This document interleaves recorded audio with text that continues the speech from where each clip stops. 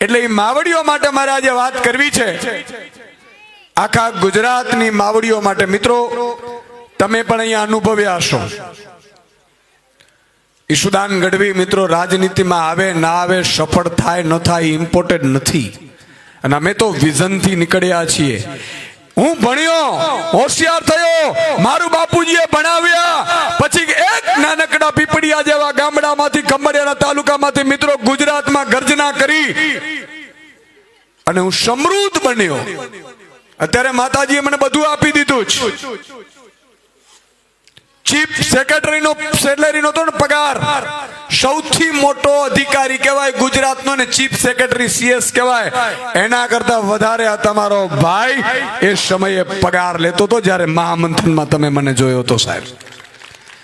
અને જ્યારે મેં એવું નક્કી કર્યું કે હું જો એક નાનકડા ગામડામાંથી આવીને સમૃદ્ધ બની શકું, ઈશ્વરની સાક્ષીએ કહું છું મિત્રો, તો મારો એક એક નવયુવાન, મારા ખેડૂત, મારા મજૂરો, મારા શ્રમિકો માટે મારે બાકીની જિંદગીમાં કાંઈક કરીને પછી મરવું છે ને આવી નેમ લીધી છે ને એટલા માટે રાજનીતિમાં આવ્યા છે.